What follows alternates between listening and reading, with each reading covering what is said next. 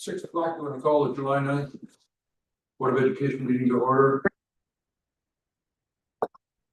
Roll call, Wanda.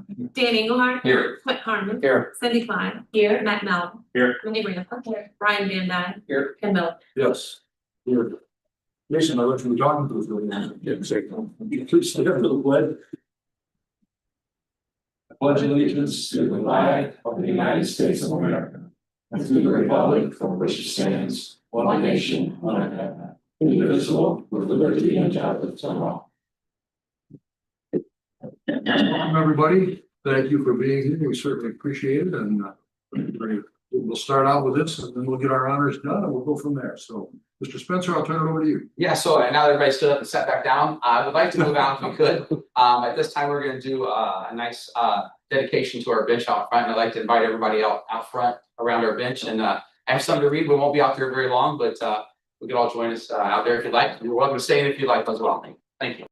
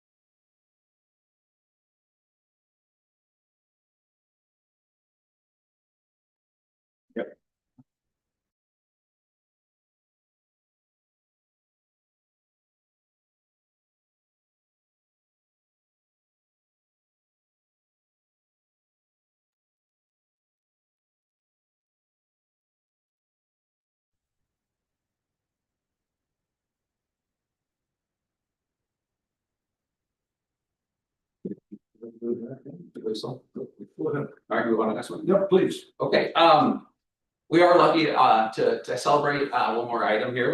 We have with us Mr. Stafford's here also to help recognize Jacob Semino. I think I let the board know about this ahead of time, but Jacob is, as far as I know, the one in Polk City School history to score a perfect 36 on his ACT. Again, I'm not worried about us doing this, and I hope I'm not stealing thunder, Mr.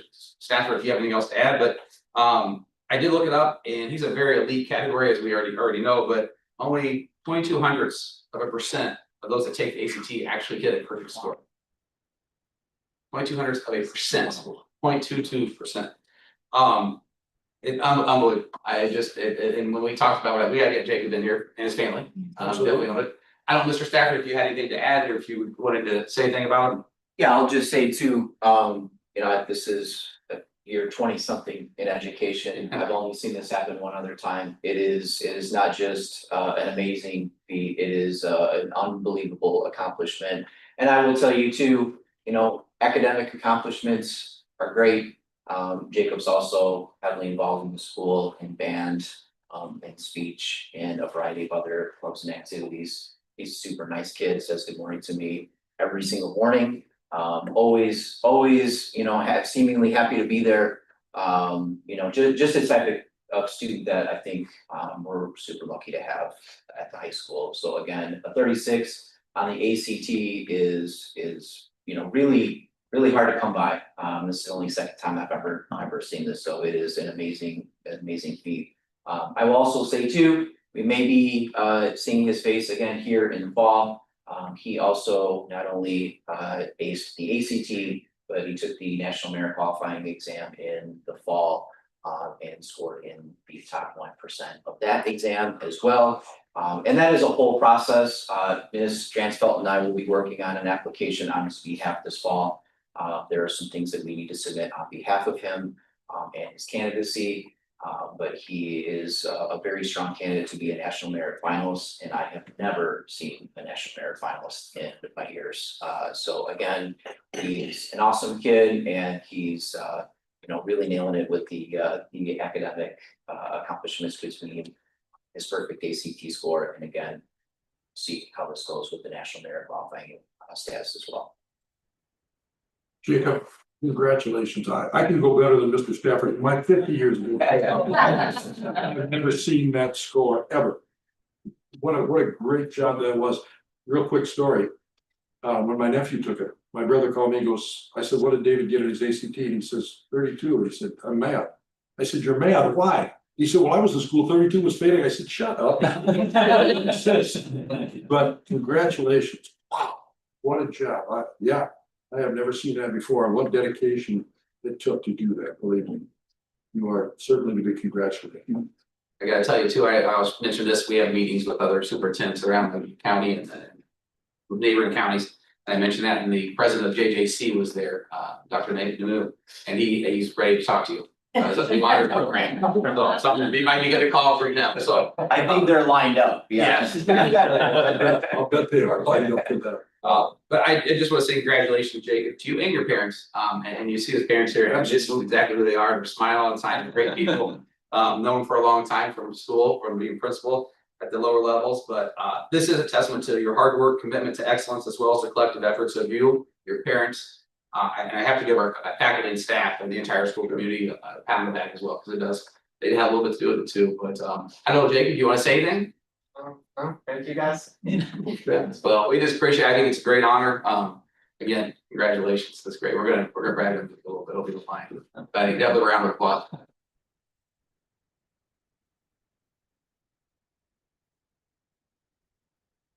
Thank you, Mom and Dad, for carrying your son with us. That's for sure. They got two other good ones too. Okay, yeah. Very good. Well, we are moving on. You guys don't have to stick around. We're just taking a moment to be able to recognize you. And the rest of it's pretty important. But you are welcome to stick around. You want to stay? Most people leave at this time. You don't. Thank you, guys. Appreciate it. Congratulations. Good job. Yeah. We have received several thank you notes, and you know, if you want to read them, Cindy, go ahead. I am going to read them because the printing is phenomenal. We have two students that attended the FBLA National Leadership Conference. One is from Kylie Kennel. And it just says, Unit 1 School Board and Mr. Spencer, thank you for this opportunity to represent our school and community at the FBLA National Leadership Conference. Being able to compete as a graduating senior was truly an unforgettable experience that I will carry with me for years to come. I am grateful for the chance to learn and develop in such a supportive environment like CCE. Sincerely, Kylie Kimball. And then we had another one also from Peyton Gibson. Again, Unit 1 School Board, Mr. Spencer, thank you so much for the opportunity to attend the FBLA and LCE. As a graduating senior, being able to attend has taught me skills and lessons that I will be able to transfer to the nursing field. It was truly an experience I'll never forget, and I'm so grateful for the support that you guys have provided. Once a Kohler, always a Kohler. Sincerely, Peyton Gibson. And the next one was from Sharon Button family on the passing of husband Gary. And it just says, we are so grateful for your care, concern, and prayers during this time. And thank you for the beautiful floral arrangement of pink, white, and greens. Always Sharon and Pam. So I will pass these on to you guys can see them. All right. Thank you, Cindy. Mhm. All right, is there any communication from the floor in regard to agenda items or anything in general? And hearing none then, board members, are there any items that you would like removed from the consent agenda? Okay, then I will entertain a first and second motion to approve the consent agenda, including the minutes and the closed session minutes from the regular meeting of June 4th, the board study session of the whole from June 25th, the May activity fund reports, the May treasurer's reports, the June monthly manual checks reports, June payrolls, July accounts payable, personnel items including approval of resignations, employments, employee transfers, retirement requests, extracurricular resignations, extracurricular assignments, and to approval of following building usages as listed. Quinn so moves and Dan seconds. Any discussion about it? Okay, roll call please, Luana. Quinn Harder. Yes. Dan Engelhardt. Yes. Cindy Klein. Yeah. Matt Mel. Yes. Cindy Graham. Yes. Ryan Van Dyne. Yes. And Mel. Yes. Okay, then moving on to administrators reports. Luke, anything? Well, Ed, have a quiet time, but I'll be busy. Enjoy it, huh? Enjoy it while it lasts. Any questions of Luke on his report? Okay, Jen, And unless there's questions. busy summer. Thank you for all your hard work with that. If I could just Yeah, highlight go a ahead, couple things please. there. If you get a chance to read it, I know there's a lot in there, but over 1,090 hours were logged by our teachers. Come in and work on curriculum this summer. She did a lot more than that, and so did Yolanda, excuse me. So I appreciate their time spent all June pretty much, and not stuck, but over at the high school. Stuck is probably a rough word, but yeah, she's stuck at the high school, and allowing teachers to come in and work on that. And we appreciate the board's support of that. It's real important for our teachers to be able to come in and work on the curriculum at that time and make adjustments that they may need. But thank you, Jen, for the time spent there. By the way, congratulations on your honor in Springfield. Oh, thank you. That's pretty neat. Yeah, I'm excited. Yeah, I'll bet it was exciting for you. All right, Mr. Spencer, you're up. Yeah, so out of my report, the board I still had up until July 1st, the ability to hire. The board approved the extra PE position at the high school that was needed, and we hired Peyton Hutchings there. There are a few that you just approved through the consent agenda because after July 1st, that I lost that ability to do that, which was fine. Moving on down, I did have something about EL coordinator and interventionist. I did call board leadership and Quince the other day. Some of the ELs that are English learners, or the ESL or ELL or different names that have been used over the years. But we are to the point where in the last 2 years, we've doubled our size in those students. 2023, we had 21 students, and last year we had 47. So we more than doubled that number. That being said, we are getting to a point now where we need to offer extra services and be able to support the people, the students, but also our teachers to be able to help those students, instead of just putting them in front of a computer and saying, here's a program and go do it. We're at this point where we need to have somebody who mans that program and goes and helps our teachers prepare lessons, prepare interventions for them.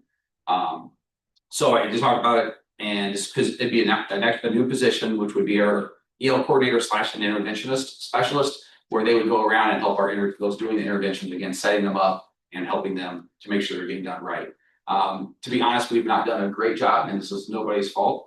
We just haven't done a great job because our teachers haven't had support, and we haven't had the numbers to be able to do it. So something that we're going to post tomorrow, and then we'll come probably in August for a approval for that position.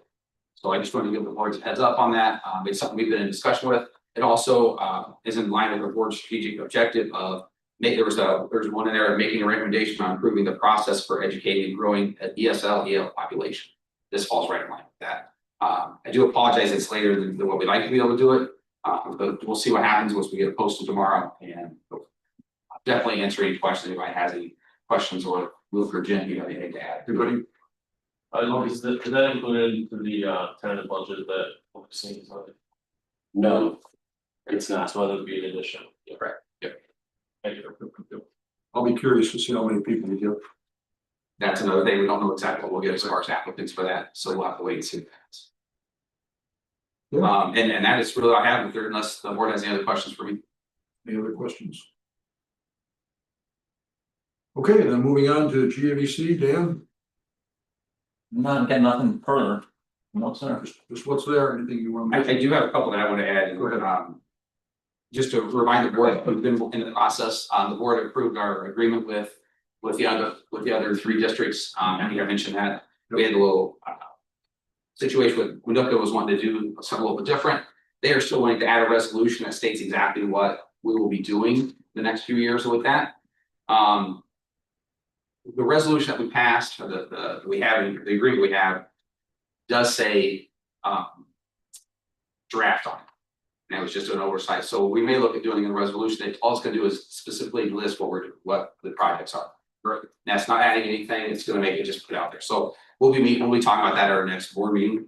Along with that, there is they've also asked about RVO, responsible bid ordinance, and some of you may remember we've been approached about that before for health life safety projects.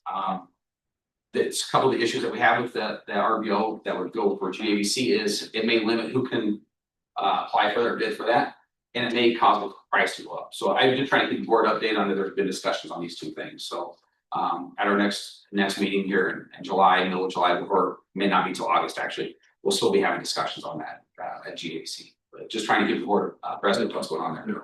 Thank you. Yep, that's all. Anybody, any questions? Interesting to see how that all works out and what Winooka does. Okay, any questions about the athletic director's report? Gonna be starting up soon, folks. It's not gonna be long. Gonna be happening. All right, then let's go to old business. All right, I'm sorry, any communication from the floor in regard to agenda items or anything in general that I hear? And hearing none, then let's go on to old business. I will entertain a first and second motion to accept the bid proposal for step-by-step for before and after school care as presented. Dan so moves and Matt seconds. Luke, anything you want to say about that? No, moving forward with saying this before, been happy with everything. Cindy and I took a look at the proposals we received. We did receive 4 of them. Like I said, the step-by-step's been doing a good job. Good, move forward. All right, any questions of Luke on that? Okay, roll call please, Luana. Dan Engelhardt. Yes. Matt Melvin. Yes. Quentin Harmon. Yes. Cindy Klein. Yes. Cindy Rampa. Ryan Van Dyne. Yes. Ken Miller. Yes. Mr. Spencer, you want to give us an update on staffing? Yeah, so I'm happy to report that staffing for the most part is pretty much filled. We did have, over the last month, we had a 5th grade teacher that we had hired in, I believe in April, resign. Her fiance got a job out of state and they were moving. Hard to argue with that. That's understandable, completely understandable. Wasn't like she was taking another job with a different someone close to us. But I give Mrs. Carlson a lot of credit. She jumped right on it and got it posted right away, and actually had interviews last Thursday. And out of Sunday, we have somebody which you just hired. So Sophia Rankin is a 1st-year teacher. graduated December, and Mrs. Carlson was very excited. Her team was very excited about the fact that this late in the year, this doesn't seem late, but it's pretty late summer, to be able to get somebody at Ms. Rankin's ability. So they're pretty happy about that. And she'll be hitting the ground running here soon. But other than that, the only thing we have, we're still looking for a school psychologist to add to our team. And then we'll have this position to EL/interventionist as well. But other than that, we are knock on wood. We're amen. staffed.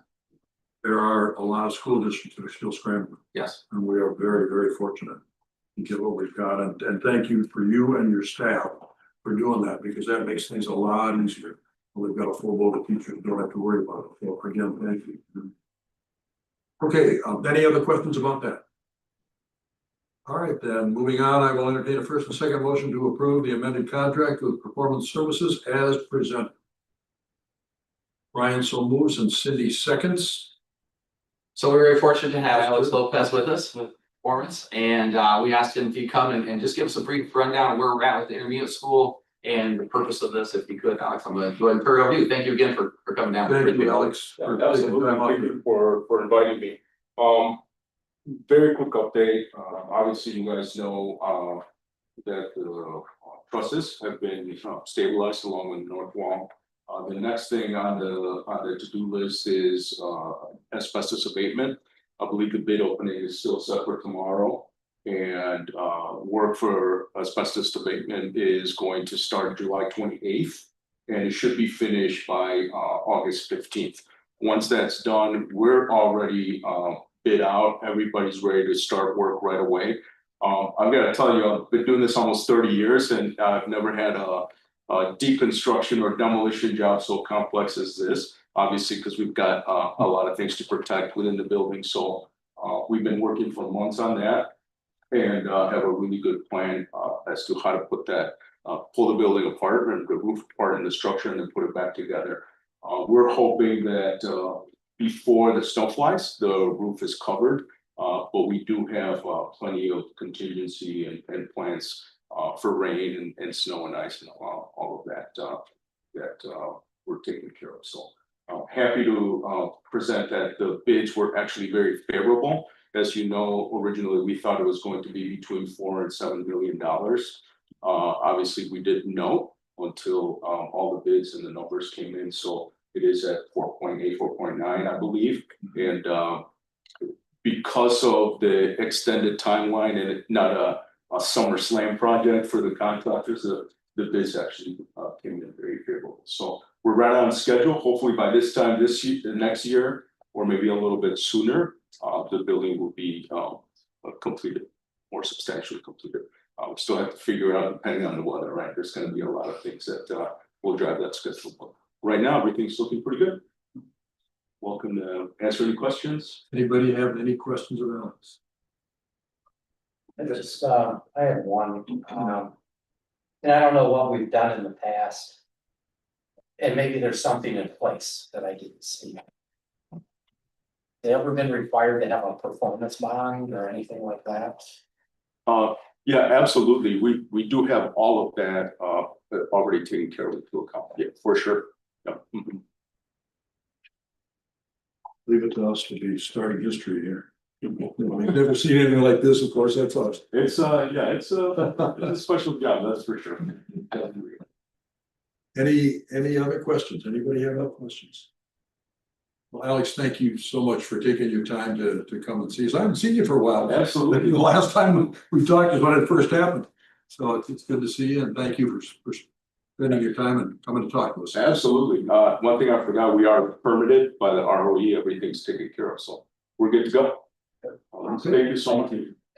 Appreciate it, Alex. Thank you for coming down. Thank you so much. We Absolutely. can tell you anytime we have questions, they're very good about getting right back to us. So I don't, Jay, if you have anything to add, but they're very good about it and send people down to answer them or take a look if we need it. So thank you, Alex. Appreciate it. Thank you. Have a good night. You too. Yeah, good work, safe travels. Thanks. Okay, let's go roll call on that motion then, please, Luana. Ryan Van Duyn, Yes. Cindy Klein, Yes. Sandy Lombardo. Yes. Mike Martin, Yes. Matt Mel, Yes. Mindy Rainbow. Yes. Ken Miller. Yes.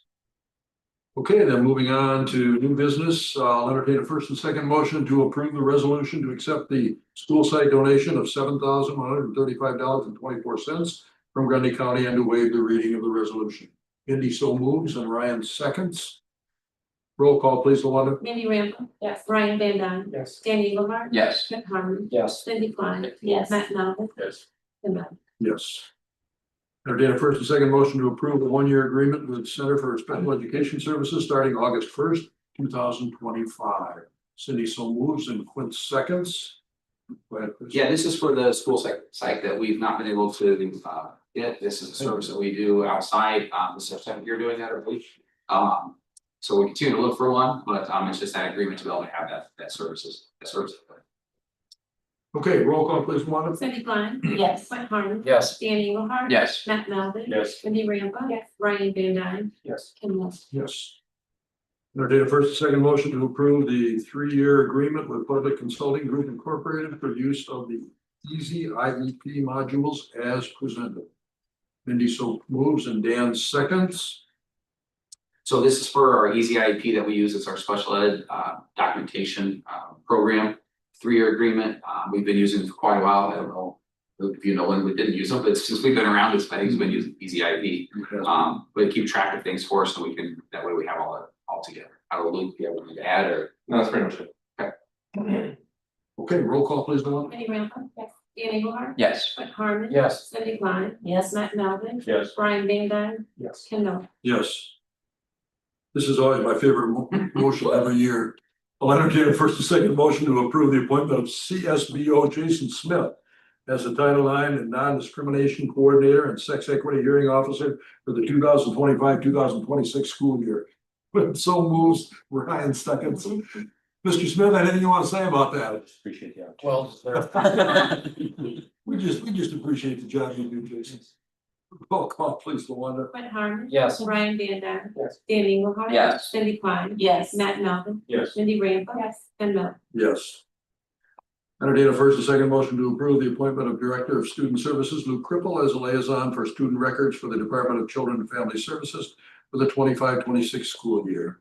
Mindy so moves and Cindy seconds. Anything, Luke, anything you want to say about that? No, it's just, so my name will be on file anytime if there's a student that's in DCFS care, that they find a foster home, they would contact me so that we can get services and education set up as soon as possible. Roll call, please, Luana. Mindy Rampa. Yes. Cindy Klein. Yes. Danny Eagleheart. Yes. Brett Harmon. Yes. Matt Melvin. Yes. Ryan Van Duyn, Yes. and Mel. Yes. Should we do the motion first or let it do? Yeah.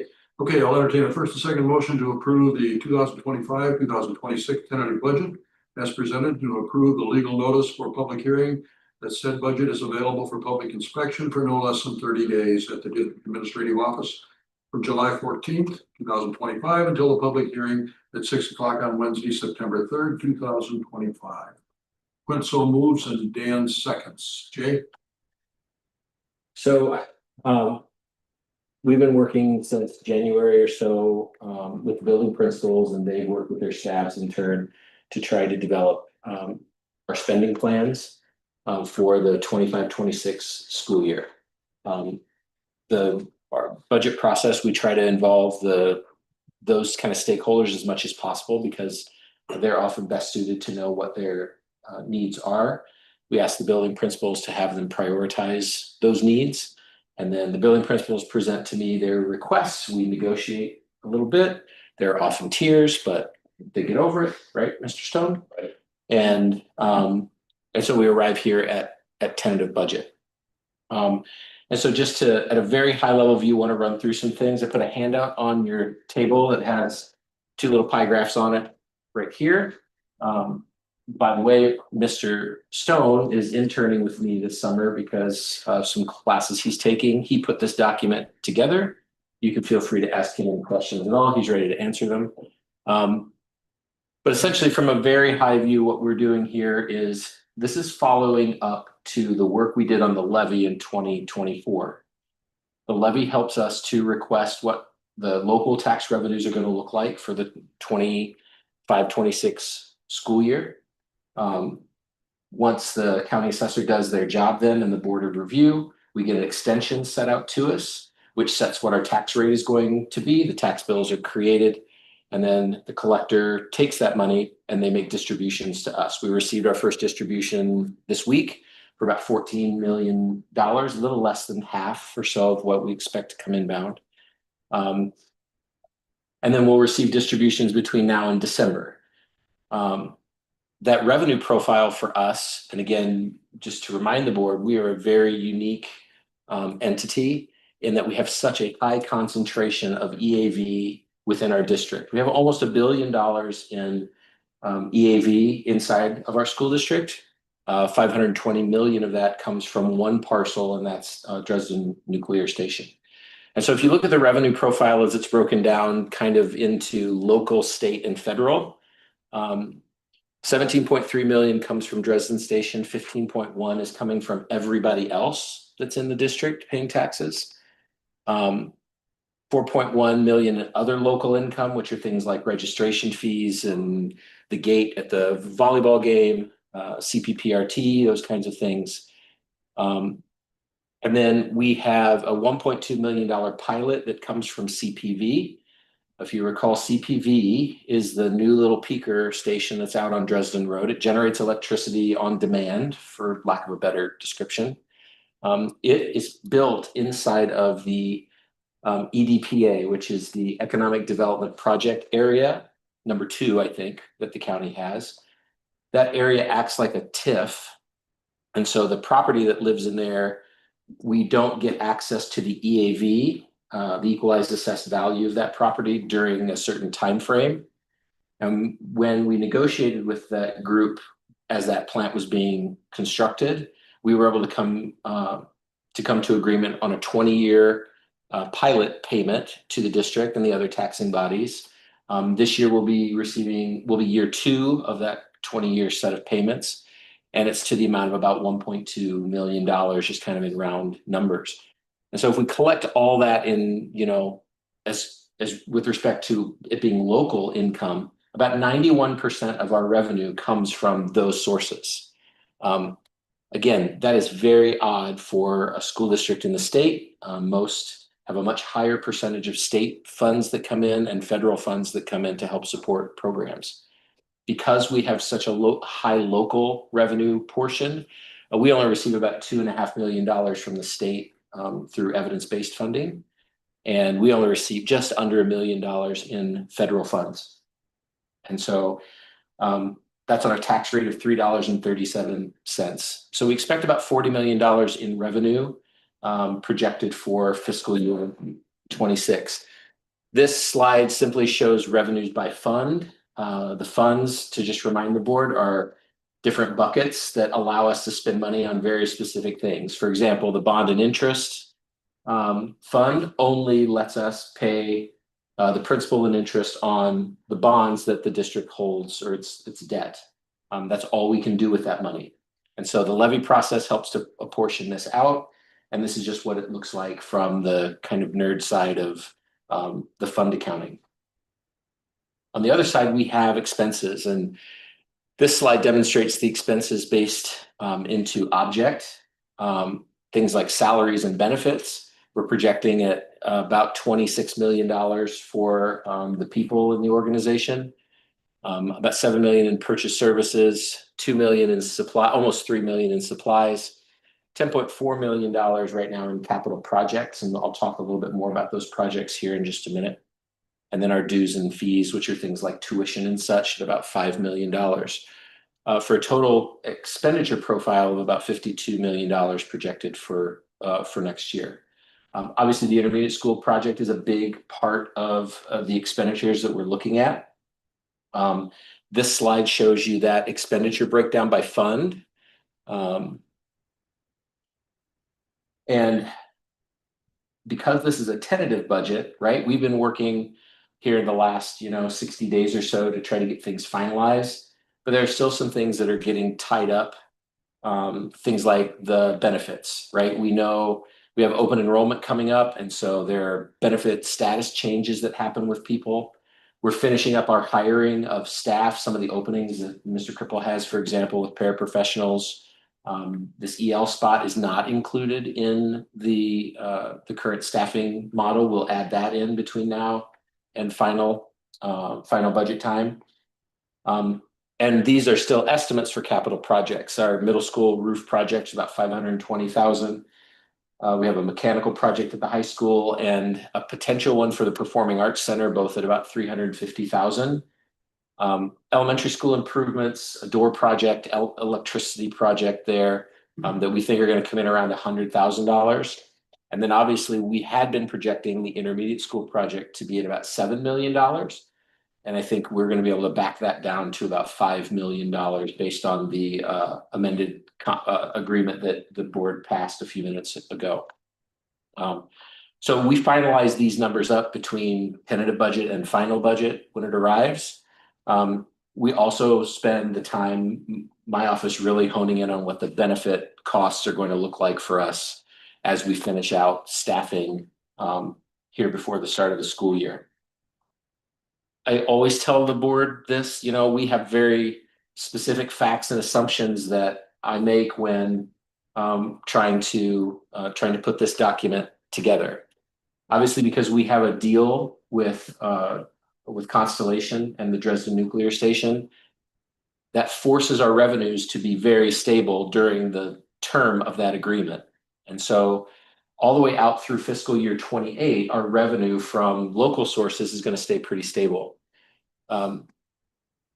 The all other EAV is growing at a very small percentage. Sometimes it's anywhere from 3 to 6%. We typically project at a very conservative number, but lots of things factor into that. This year there was a multiplier that made things go, made things a little bit higher than expected. The quadrennial reassessment is coming up here. That could have an impact on values for all the other properties in the EAV. But those two alone still fall into a pretty stable revenue profile. It's certainly not growing by leaps and bounds. Obviously, we also know what our CPV pilot payments are going to look like for the next 2 decades. And then I'm not going to spend a lot of time with GE Hitachi because that's really more of a levy conversation. But just to remind the board that those cases now are sitting at the Property Tax Appeal Board. The Property Tax Appeal Board could hear those cases at any time. But right now it's not a factor on the revenue side of things. The Board of Review said they were going to hold until the PTAB ruled. And so it won't add anything to our revenue picture. On the expenditure side, obviously we model salaries that are growing because we have collective bargaining agreements that kind of manage that. Our benefits, this year we're projecting them to increase just under 7%, which if you compare that to trend for everybody else, that's pretty good. I think it once again reinforces the benefit of being part of a benefits cooperative like the district is.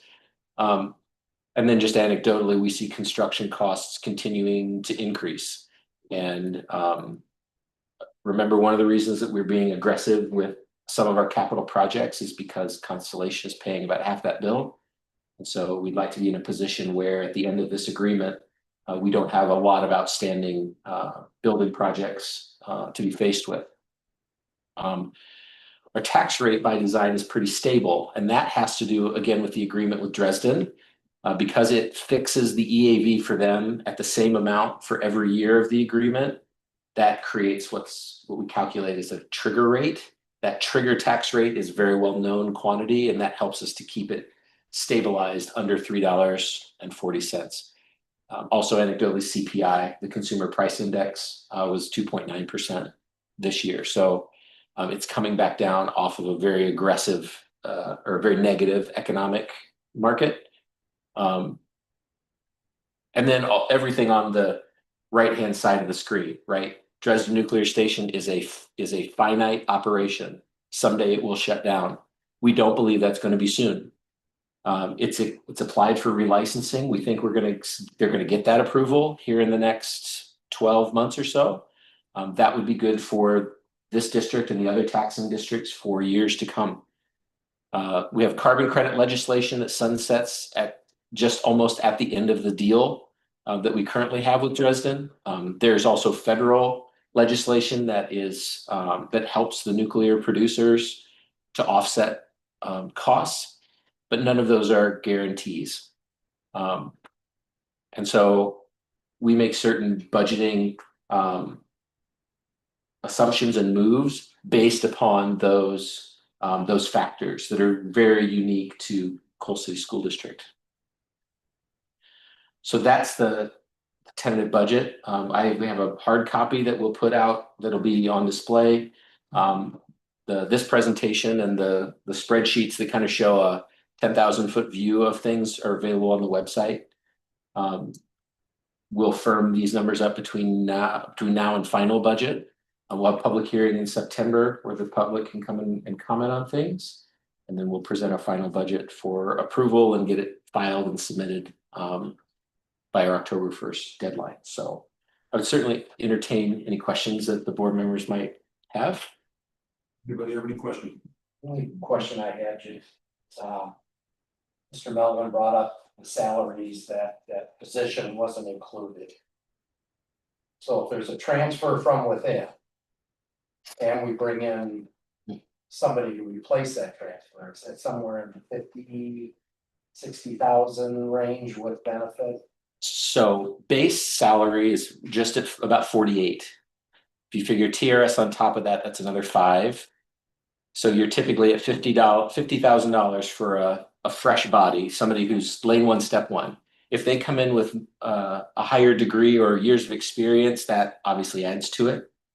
Benefit costs the board about $20,000 roughly per belly button as well. So I always project on a new hire, if we had to replace, you're probably in the $75,000 range. Depending on how much, we always yell at the principals to hire the cheapest when you can, but we obviously want someone who's qualified and who can bring something to the value, to further increase the value of our district. But yeah, that could be a $75,000 increase to the salary and benefits budget. Other questions? We don't have any. Does the finance committee meet at all, the subcommittee at all, to go through the budget in a little bit more detail or something? We Just being on the board, I'm not sure. Yeah, we typically don't. I would invite any of you, if you want to come in and spend time and look at how the sausage is made, and be happy to show that to you. And that's certainly something we can talk about and set up normally the study session each month is essentially the business meeting. That's where we talk about finance reports and those kinds of things. But we can certainly talk about if we want to establish a more regular meeting cycle. Yeah.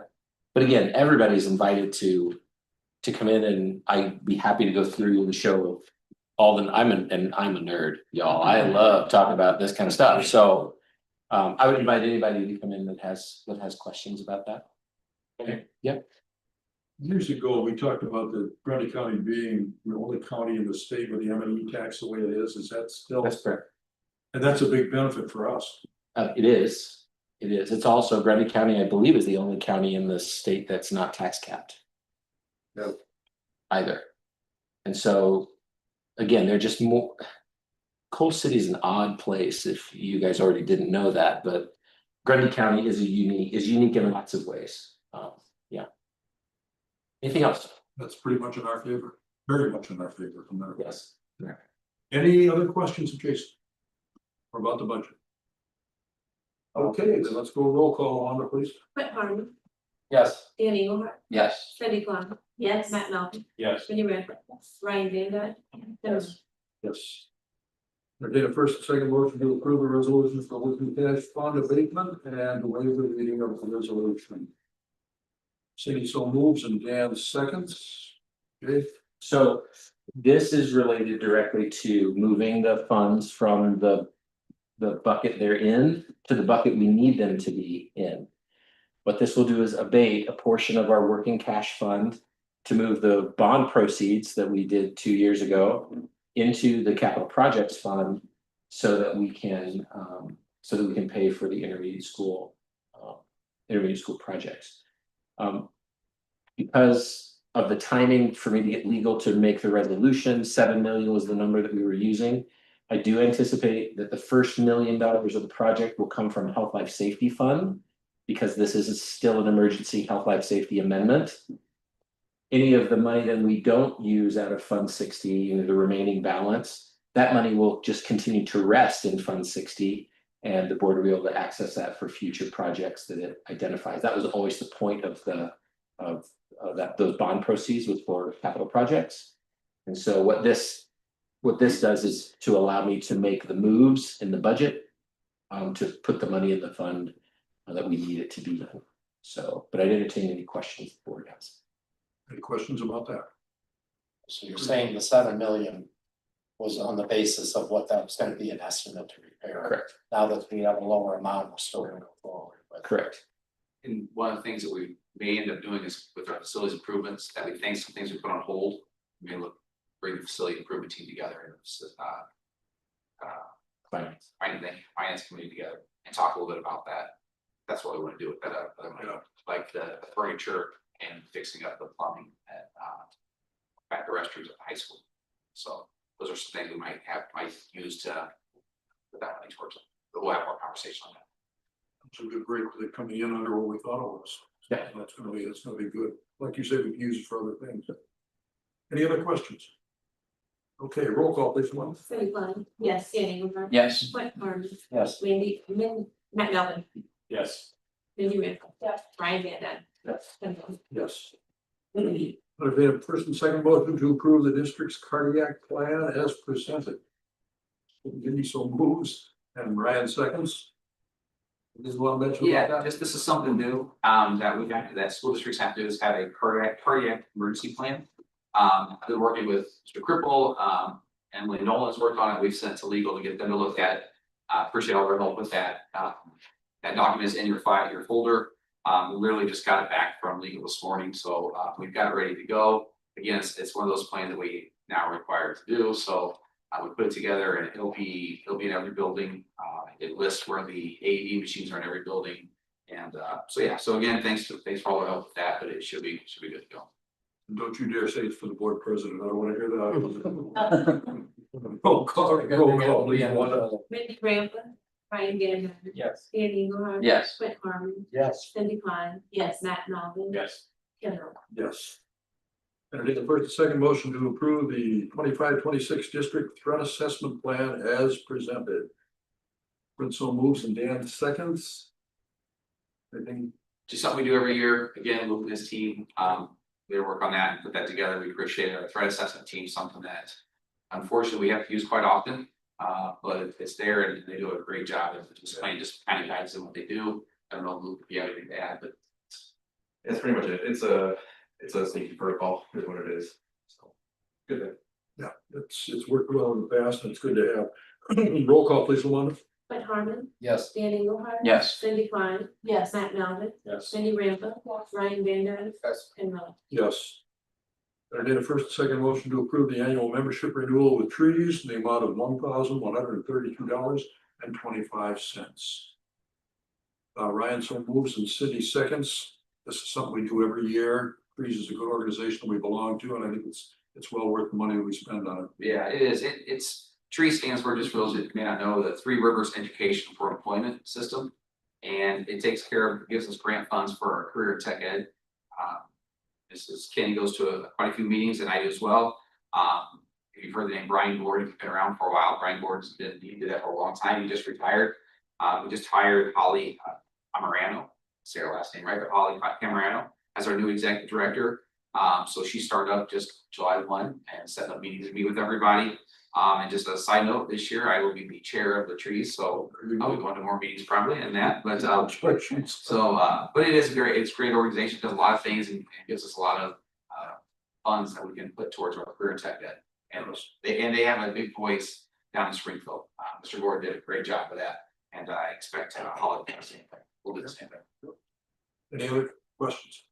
Okay, roll call, please, Luana. Ryan Van Dam. Yes. Cindy Klein. Yes. Dan Eagleheart. Yes. Whit Harman. Yes. Matt Melvin. Yes. Mindy Randall. Yes. Ken Miller. Yes. Entertain a first and second motion to accept the proposal from Raymond and James Associates Incorporated to provide the district with the annual continuing disclosure for a fee of $1,750 as presented. And so moves. Do I have a second? 1 seconds. Everything. Just something we do every year, because we have outstanding bond debt, we have to have this, they've been doing it, they're very good to us and they take care of us now. Roll call, please, Wanda. Dan Engelhardt. Yes. Mike Harmon. Yes. Cindy Klein. Yes. Matt Melvin. Yes. Minnie Riperton. Yes. Ryan Van Duzen. Yes. Ken Miller. Yes. Okay, we've got our first reading of policies. Go ahead, Mr. Spencer. Yes, I'll be joining a webinar tomorrow, actually, that'll be talking about the new press policies and reaching out to Cindy and Mindy about getting together. I know it felt like we just did it because we did, but we'll try to get this one in soon if we can and reach out. There's not a ton of them, but there are some things that we need to go through. A lot of it is a 5-year review, which doesn't take too much, but appreciate it again, as always, their time in doing that. But I'll be getting a hold of you ladies here soon to set up time to go through them. Thank you for doing that. Believe me, thank you. I can't thank you enough for doing those policies. Okay, are there any items not known at agenda time? Or anything in general that we need to talk about tonight? Mr. Harmon. I just wanted to make just a statement on. If there's an adjustment or we move a staff member to that new position. And we're hiring then a teacher. For the replacement.